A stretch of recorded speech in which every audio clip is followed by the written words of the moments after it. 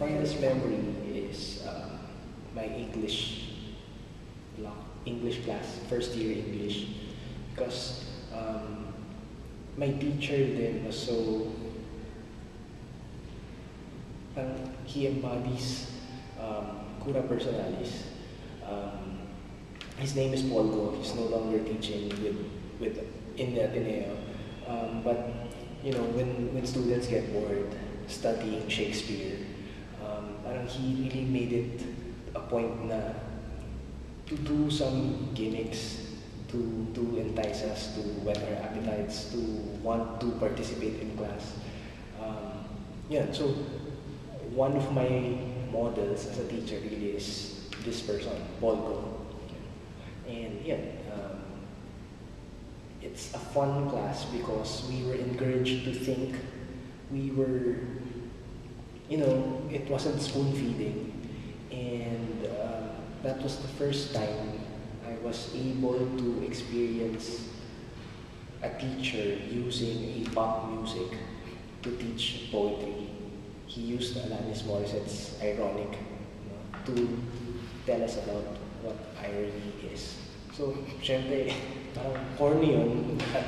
Pero nung bilib na bilib ako, parang, astig na to teacher na to eh. And I remember him, kasi I don't know what time that is, but siguro around 3:30, may flag raising, may national anthem for the, how do you call that, yung ibababa yung flag?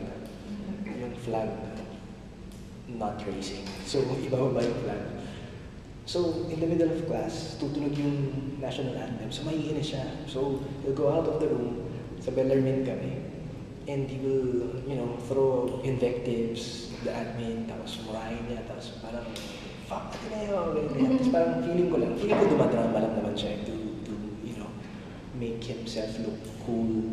But I think that was a statement which really struck me.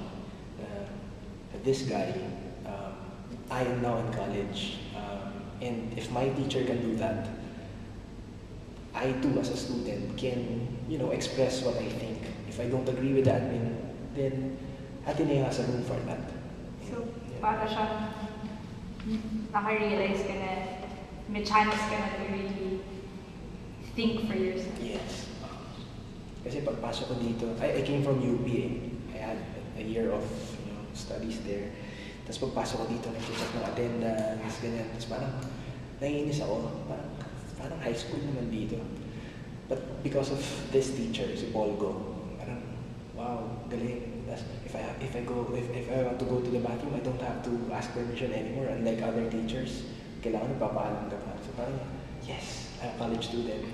That's what Tapos I remember I also had this conversation with him kasi he was asking us, I forget now what the question was, but I remember telling him na I was comparing UP and Ateneo. And then I said, like, why is Ateneo even named Ateneo? Parang wala namang dating. Unlike University of the Philippines, unlike University of Santo Tomas, it's a university of something. Tapos tayo, Ateneo de Manila. So what's that? Tapos pinaliwanag lang niya na, you know, Ateneo came from Athens.